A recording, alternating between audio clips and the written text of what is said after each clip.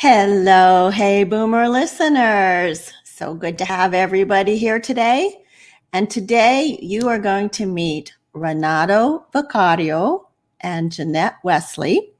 And these two people are so dedicated to growing and harvesting fine herbs, rare fruits and spices, and then capturing their essence in their artisanal liqueurs and fine spirits. Their distillery is located in Greer, South Carolina, which is a treat for me because that's not very far from where I live. And so going out to their distillery and their farm, I encourage all of you, but we'll talk more about that. And as you'll learn when I introduce Renato, he was born in Italy and Jan spent quite a bit of time in Italy. And I had the opportunity to visit Italy, Tuscany, actually, about 15 years ago. A group of couples, we all rented a villa in Tuscany.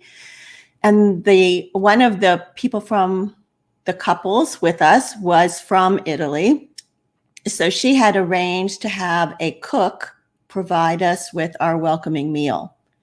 And that is when I learned that a meal in Italy, or at least in northern Italy, is an experience. It's not like we go to the restaurant here and you get everything served all at once, or you have it at home all at once. It is an experience of many courses and wines and liqueurs to go with every course. It takes a couple or several hours to get through a meal. And it's about the camaraderie and the fine taste and the display. And that was something else that I learned when I went to Italy. We went to what, I guess it's a market, but it was indoors and everything was displayed like a work of art. Even the gelato stands. I had to take pictures of the gelato stands because it was so incredibly beautiful. So you will not be surprised when you hear Jan and Renato talk about the distillery and the process of making their liqueurs and how they put so much passion and love into this and how you use these liqueurs to enhance your eating experience. So this is going to be a really special show. The Hey Boomer community, all of y'all, we are so dedicated to giving back in whatever ways that we can. And one of the things that I am doing this year is I am putting together a walk team for the Walk to End Alzheimer's. The Walk to End Alzheimer's is something that I have participated in for the last, 7, 8 years. My mother, even longer than that. And it's an easy walk. We do it from Fluor Field, the baseball field here in Greenville, and it's October the 2nd. So there's a couple of ways that you can support us. You can go to our particular team page and sign up to join us. You can go to our team page and donate to the Walk to End Alzheimer's, or if you live somewhere outside of the area, you can have your own walk team. And it could even be a Hey Boomer team because guess what? We're going to have Hey Boomer hats. So if you guys start a team somewhere outside of Greenville, let me know and I will be sure to get you Hey Boomer hats. But please go ahead and sign up to be on the team or to donate and help us reach our goal and help us find an end to this horrible disease. On a better note, if you have friends, well, you all have friends. If you have friends who you think would be interested in this show, please go ahead and tag them in the comments. You can tag them by putting an ampersand in front of their name and then their name. That will let them know on Facebook and LinkedIn that you are recommending that they watch this. If they can't watch live, they can always watch the recording, or they can catch the show on most of the major podcast channels, Spotify, Stitcher, Apple Podcasts. So go ahead and let them know about this show, because this isn't one you're going to want to miss. And I see lots of people. Hi, Gail. Hi, Ann, Judy, Doris. Nice to see you all out there. And without further ado, I want to bring on Jan and Renato. Hello. Hi there. So glad you guys agreed to be on the show. Our pleasure. Well, let me tell people a little bit about you. And this is a very shortened bio, because your lives are so interesting and varied. And I'm going to let you tell some of the story too. But we'll start with Jan. Jan was born here in Greenville, South Carolina, under what she refers to as a grand tent of an extended family business that involved her parents, grandfather, aunts, uncles, and cousins. That's right. And so having a family business now with Renato and your children is natural to you. Completely. Jan and her dad shared a love of gardening, which is still one of her passions today. And as a single mom of 3 young children, Jan enrolled in the interior design course at Converse College. But with the encouragement of her professors and with the winning piece of art in her college exhibit as a freshman, she switched her major to fine arts and graduated with a Bachelor of Fine Arts degree.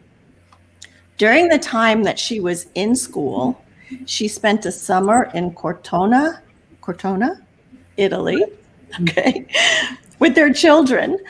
And they all felt at home there, So that was a big leap to take your kids to Italy for a summer while they were in school, and school age anyway. But she did not meet Renato in Italy.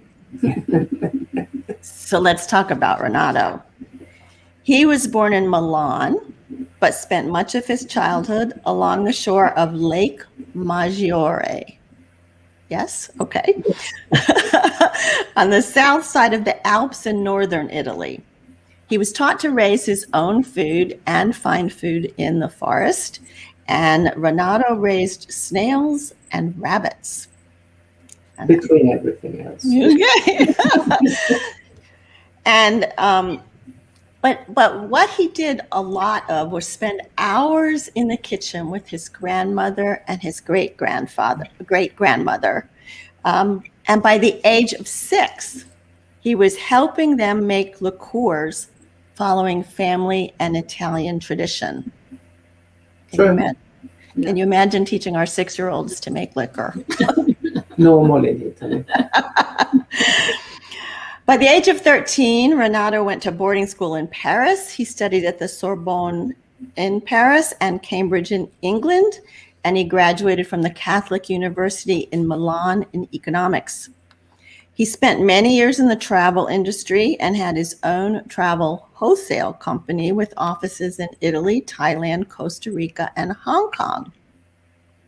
And then one day, in Ristorante Bergamo. Perfect. In Greenville, South Carolina, Renato and Jan happened to meet in the kitchen. Interesting. So how did that happen, and how has this love story grown?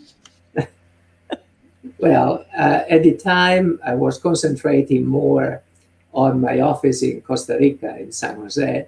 So I was back and forth between the 2 countries, and I didn't want to eat alone at home. So obviously you go to a restaurant, but at the same time, I didn't want to eat alone at the table. So since I was very good friend with Nello, I just ordered it and then went and parked myself in the kitchen. So they served my food in the kitchen and I could talk to the chef. And for me instead, I had spent 2 consecutive summers in Italy. And when I came back home, my friends kept telling me, I wish you would shut up about it. But it was just something that got in my blood, and I fell in love with it. I fell in love with the food, the culture, the people. And so naturally, I navigated to the Italian restaurants in Greenville when I got back. Ristorante Bergamo was a favorite, and I got to know the chef as well. So my friends and I, when we would eat there, would usually stop in the kitchen and tell the chef, thank you. It was a really lovely dinner. And one night I saw this guy in the kitchen sitting on the counter. And so later on, I asked the chef, I said, who is that guy? And what kind of person is he? And is he married? And And so he says, oh, you know what? I'll just set up a dinner party for you two. And you can meet and talk, and you can see if any sort of magic happens. And so we did. We went to this dinner party at the chef's house, and we played roulette. Oh, fun. Fun. For pennies, not money. And so we had a nice conversation and all this. And so I thought, well, maybe he'll call me. Well, long time went by. Oh, Renato. Finally called me. I didn't ask her for her phone number. And then he went out of the country for a couple of weeks or something like that. So we met that way. So. And one thing led to another. Yeah. So how long did it take before you all married? Oh, a long time. Yeah, a long time. Yeah. We decided to live together to give it a try. For 10 years. For 10 years. Well, and then we said, well, if we survive 10 years together, we are okay. Yeah. Now, some of those 10 years were in Italy. Well, we purchased a house in 1999 in Cortona because we both loved Italy and we kept going to visit. And I said, well, why don't we just buy a place? Because we're spending all this money on hotels and all this. At the time, we have the kids as well. Right. We're traveling with us. Yeah. And so, so along came the turn of the millennium.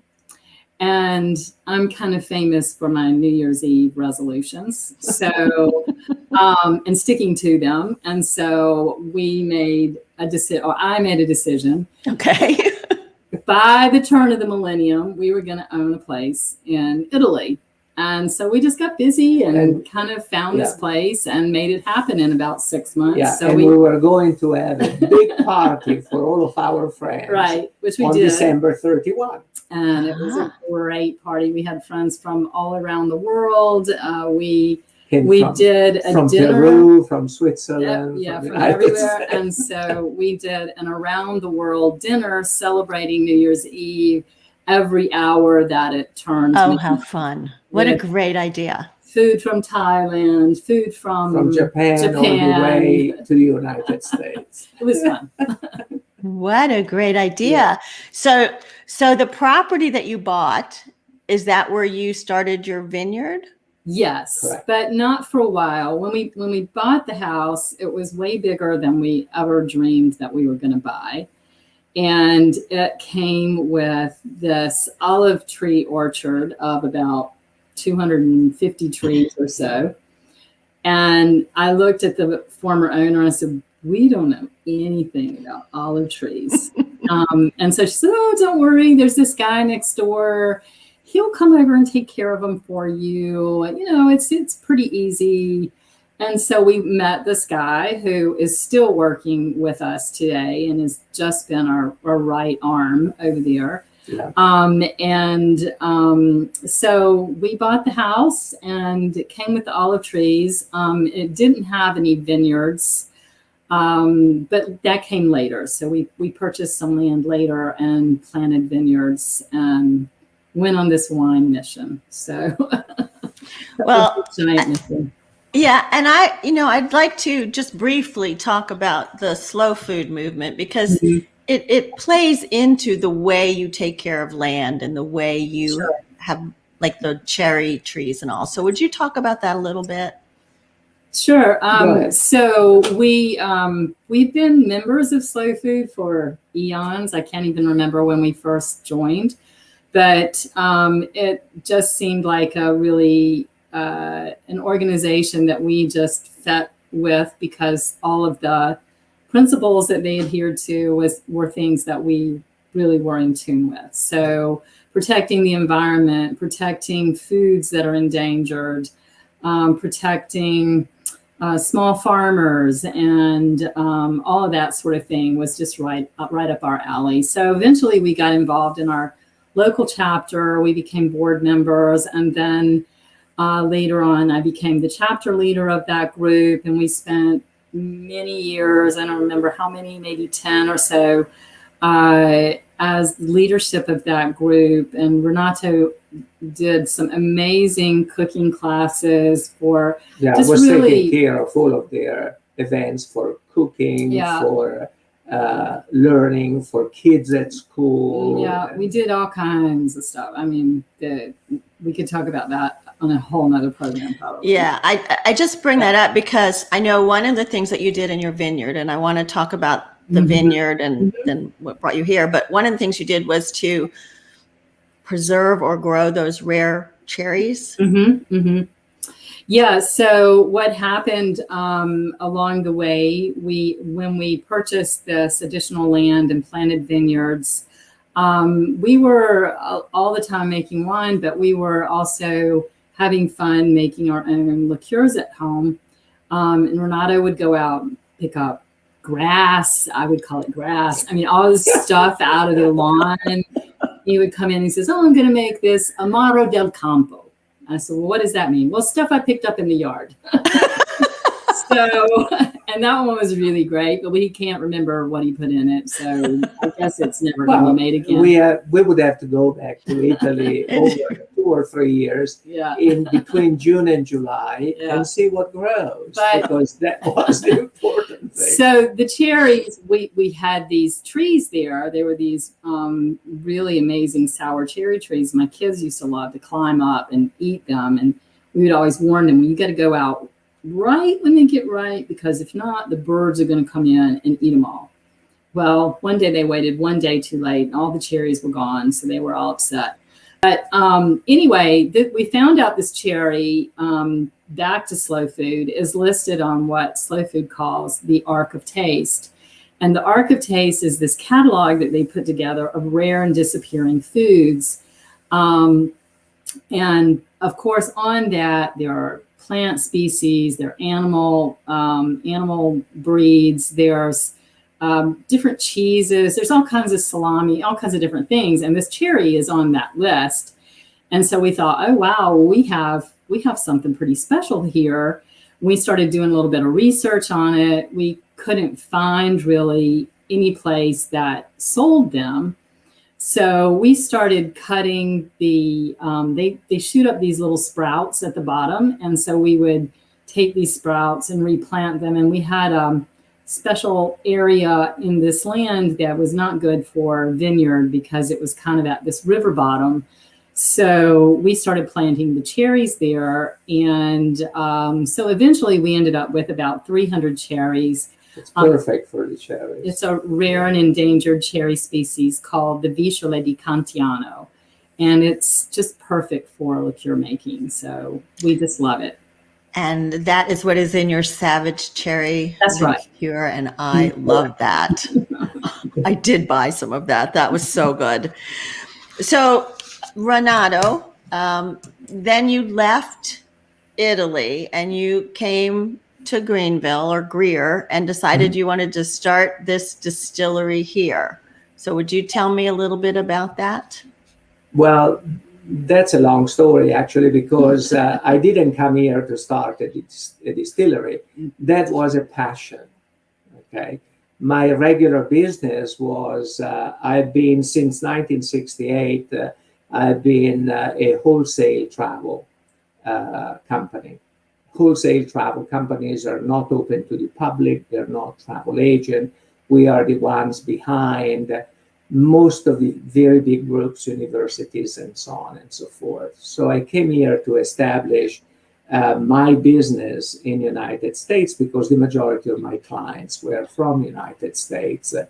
And I grew it really to having an office in Rome, in Bangkok, in Hong Kong, and in Costa Rica. And only afterwards, after I met Jan, actually, that she really pushed me to start writing a book of liqueurs, because that's right, that's it. Because every time that we used to go and walk, I used to pester her basically with all of this old history. And she says, you know so much about it, you need to write a book.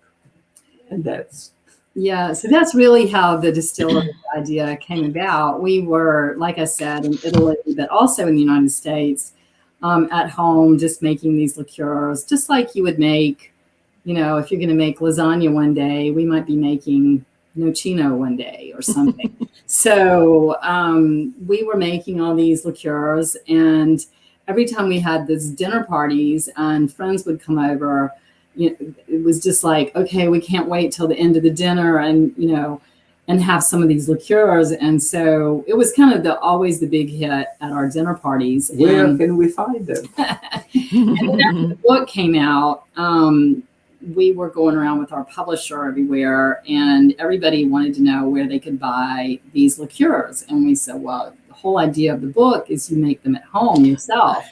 Right, you have all those recipes in here. But that's, so we decided there must be a market for this. People really want this. And we kind of set about we looked for a building, which took a long time. But we finally found this place out here in Greer. It's out in the country. It's got 7 acres in the back. And that's when we started liqueurs and started the farm here, and started really more so in the wholesale end of it, trying to work out the business end of it. That was in 2014. Well, it's a treat to visit the farm because, you're growing all of these herbs and spices, and vegetables and things that go in these liqueurs and all organically grown, right? Mm-hmm. And then to have Renato walk you through, this is how the whole process works, and then to go through the tasting. So can you briefly go through what the process is from growing the herbs to the harvest to the mashing of it all? And okay. You start with the growing of the herbs. So, the choice of, we make 16 different products here. So we make gin, and we make soon to be 18. And we make mostly liqueurs. So we had to narrow that down by what we could make quite well, what would be possible to promote on a national market. So the choice was kind of a big deal. Then once we got the choice down, we had to decide what we can grow in South Carolina, what we can grow in Italy, how are we going to manage all of that? But because we really wanted to have hands-on in the growing of the herbs, fruits, as much as possible, because the more you can control that, the more you can control the taste in the final product. So, for example, here in South Carolina, we grow French tarragon, lemon verbena, lavender that goes in our gin. We grow cardoons, wall germander, all kinds of sort of strange herbs. And say, for example, as the day we're going to make our dragoncello, we go out and we harvest the French tarragon, which means cutting with scissors little pieces of the tips of the herbs, collecting it in a small basket, and racing it inside, washing it, putting it in a salad spinner, and then putting it into the spirit. And that happens in about 15 minutes. Wow. And the reason that has to happen in 15 minutes is because the herb is so fragile. So you really want, that's what I mean about control of the herbs is it's not just how you grow it, which is very important, not to put any pesticides, because all of that stuff will be extracted into the alcohol once you put it in there. Mm-hmm. So you do want a very high quality product that you're going to start with. So we get that into the spirit, and then it goes through a maceration. You can tell about the process. Yeah, then the maceration basically is like making a tea. The only difference, I say, between you making a tea and my making a tea is the size of the tea bag. Our tea bag is big, and the maceration follows actually the period of time that I set up. Each one of the liqueur has a recipe which I wrote particularly for that liqueur. So it has specific terms of maceration, specific term of maturation afterwards. So basically you have a macerate stays in for 30 days to 6 months, 9 months, sometimes, depending on the consistency of what you put in to macerate. Then you filter it. And so macerate means what? Macerate means immersing, basically, is the same thing that you do with a tea bag. You are immersing the tea in a liquid, something that, let's call it an extractor rather than a liquid, because it could be anything. It could be water, wine, alcohol, So you're going to put it in an extractor to extract the flavor that you want to have. That's why you cannot have pesticides, you cannot have anything inside there. Once that maceration is finished, so between 30 days, 6 months, or whatever it is, you take it out of the water. And we do an additional process, which is a second maceration in plain water. This is water which is reverse osmosis processed, so very clean water. And it extracts completely everything that is remaining inside the vegetable material.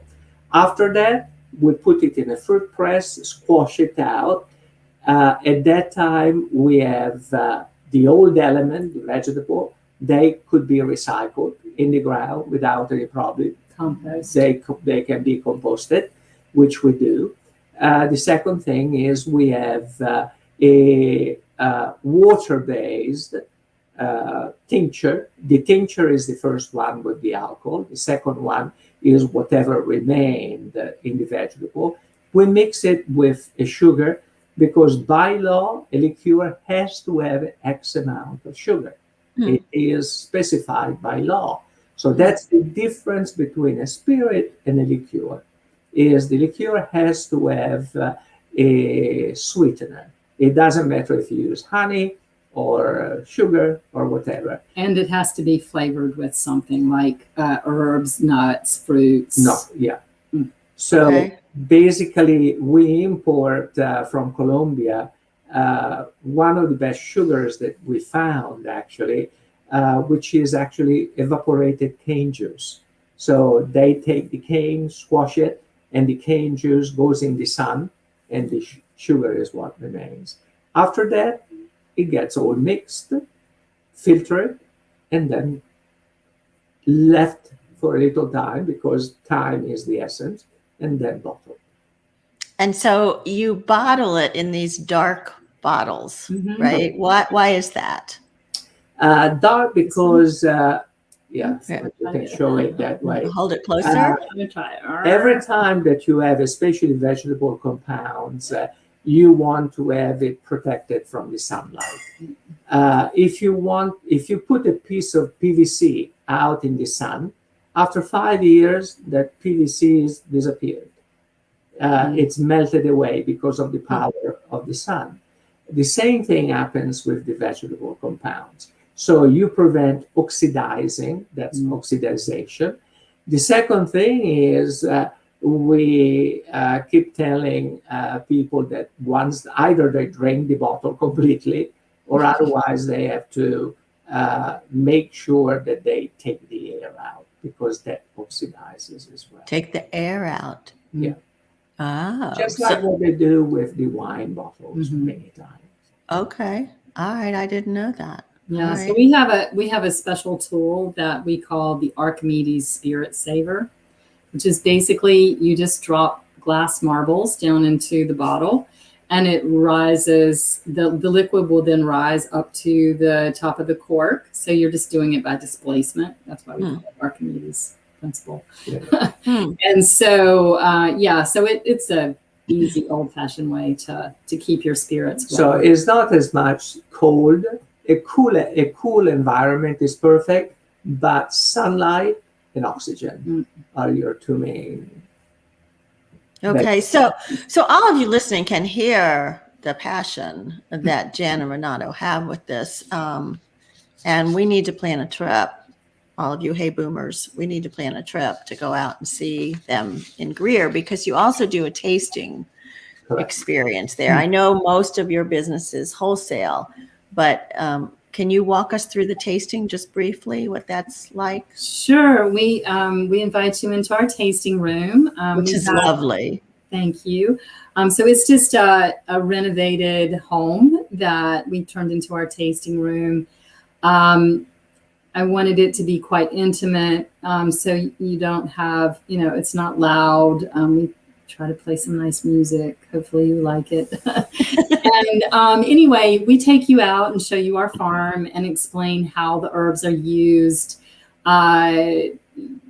You can taste them. So we'll pick off a little piece and you can try what they taste like as a fresh herb. And then we take you into the processing area after that, show you the whole process, how we do things. And then you come into the tasting room and sit down and relax, and you get to try all 16 of the things that we make. So little tiny taste, I know, because I was there and I didn't get overwhelmed by it. That's great. But the artwork that goes into this too. So as I mentioned, Jan has her Bachelor in Fine Arts, and the brochure, I mean, it's absolutely gorgeous. Mm. It also describes each one of the liqueurs that you're going to taste. So as you're going through, you can make notes about what you tasted, and there's notes in here about how to best use it. And one of the things that I learned about, but I want to share with everybody, is some are used for aperitif, some are used for digestif, and some are bitters.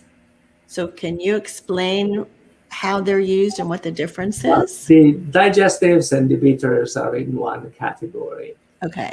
The main one would be before dinner and after dinner, which is the aperitivo means comes from the Latin aperire, which means to open. So you're opening up your stomach. And basically, it's the herbs are compounded in a way, so the selection of the herbs is made not to be overwhelming, but just to stimulate, especially your palate. It induces you to produce more saliva. Saliva contains ptyalin. Ptyalin is one of the enzymes, the first enzymes in digestion. At the same time, it sends signals to the liver to start preparing more bile, because you need to process the lipids afterwards at the exit of the stomach. Then everything goes in the stomach, and at this point, you need to have the digestive. So it's a help, it's a kick, basically, especially if you have eaten a little bit more than normal. Which you always do with an Italian meal. Yeah, exactly. So it basically kicks it back to operating normally, which means to digest properly. Mm. And this is where the bitter herbs come in, especially. Bitter, we tend to think about it as poison, as bad for you. Bitter is actually good for you. Bitter is an element that allows you to tonify usually your body, and most bitters are tonics because of that. So they're really very good. They just have that name, So I have to make an addition here. We are, as an American spirits producer, never allowed to tell you that these things are good for you, that they aid you in digestion. Right. Because there is alcohol, of course. So these do relate. All of this is traditional. So all of the, the word aperitivo, the word digestivo, these are traditions in Italy. So that's how they were made. That's how they began being made, as choosing these different types of herbs that will stimulate various components.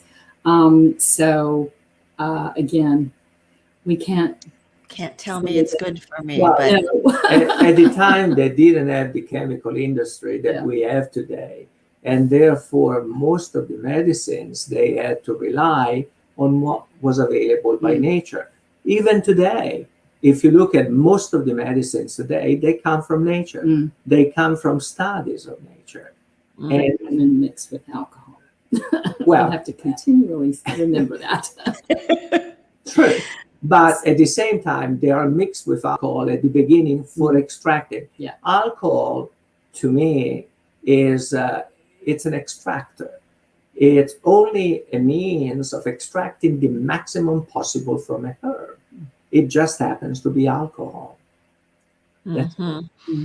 So, and you had said, Jan, I think you had said that if you don't use the whole bottle, you have to, can you really use a whole bottle just for a meal? I mean, say it's just you and Renato. No, I on a liqueur, doubt no. it. Right, in a liqueur, no. No, we do have an option of a 50 milliliter bottle.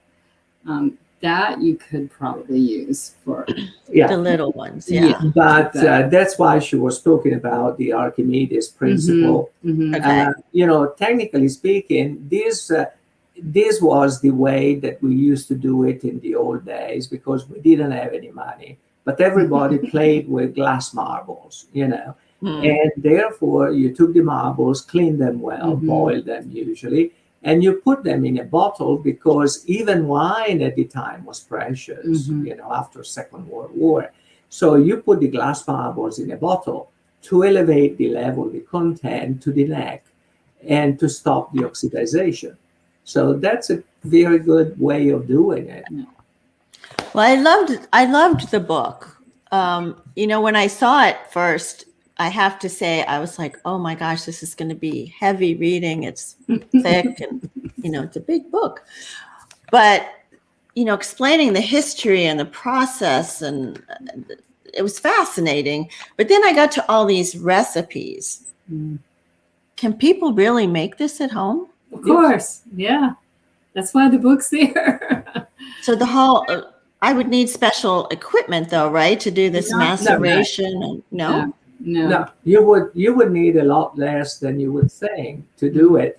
You will not be able to reach the level that we reach here in a way because of the different type of filtering, different type of things that are used, but you can make a very, very decent. We made them for years just like this. So you just need some coffee filters. You need patience. Some patience. You have to decide what you want to try to make. Some dark bottles.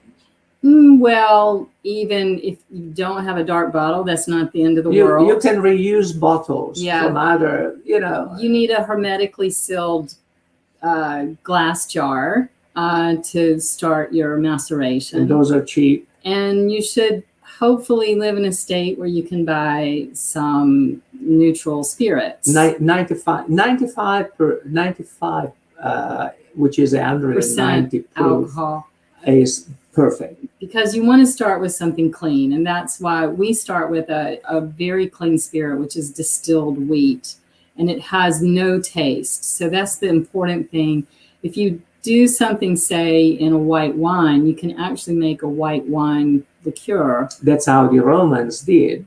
But you will add the taste of the wine. With the neutral spirit, you won't have a beginning taste, and you kind of know where you want to go with whatever it is you're going to put into it.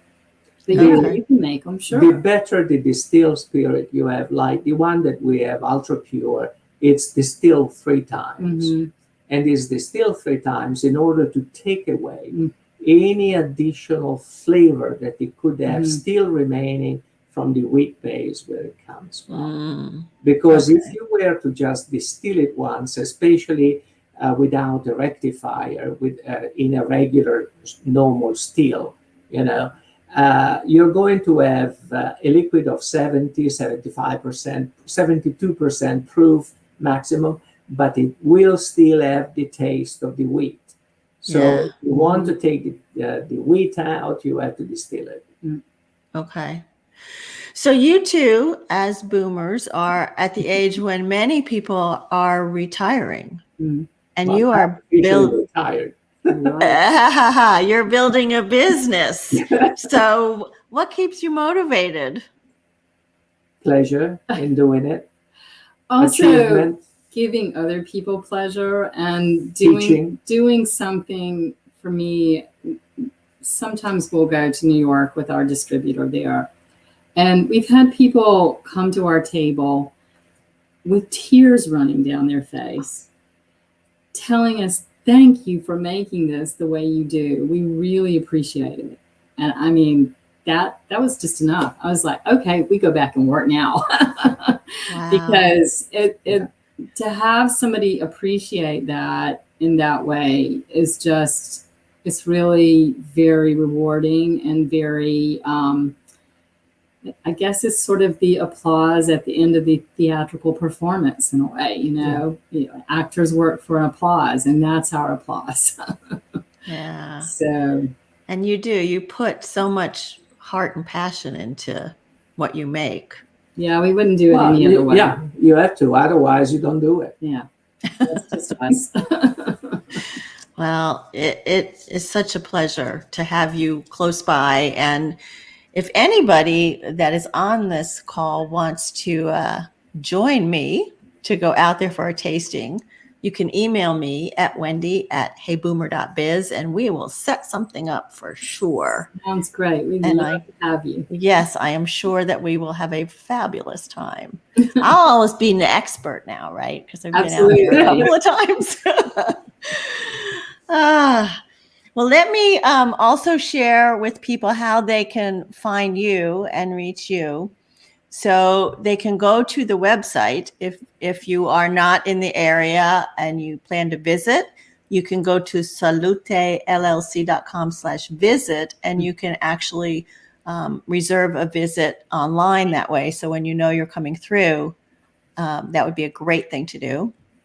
And if you have particular questions or special events, or you know somebody in the restaurant business that absolutely needs some of these liqueurs, you can call Jan at 864-420-0225. Yep, that's right. Well, let me tell everybody about what's coming up before I let you go. So next week, as you all know, is Labor Day, and we won't have a show for Labor Day. But when we return on September 13th, I'm going to have Dr. Connie Zweig as my guest. And Dr. Connie retired from her private psychotherapy practice after 22 years. She is the author of several books, and her latest book is called The Inner Work of Age, Shifting from Role, R-O-L-E, to Soul, S-O-U-L. And it's organized around the unconscious inner obstacles that block our capacity to fulfill the possibilities in our later life. So it should be a very interesting discussion. Her method is around shadow work and spiritual practices from many traditions. So that's on September 13th. Just a reminder to join the Hey Boomer Walk to End Alzheimer's team. Like I said, we'll have Hey Boomer hats so we can be identified. I think if you raise $100, you get a Alzheimer's t-shirt. So it's a fun thing and it's a worthy cause. So please go to act.alz.org/go-to/heyboomer. I'll put that in the comments so that you all can sign up or donate. All right. Thank you guys for being here today. This has been great fun. Yeah, it was. And thank all of you for tuning in today. I know it's a busy life we all lead, so thank you all for taking the time to join us on Hey Boomer. Let's meet at Vicario's and help me grow the audience, share this widely, and I always try to remind everybody of a saying from C.S. Lewis. that you are never too old to set another goal or dream a new dream. True. Right? That's right. So join me on the 13th. Have a great Labor Day, and we will see you all soon. Thank you. All right. Bye.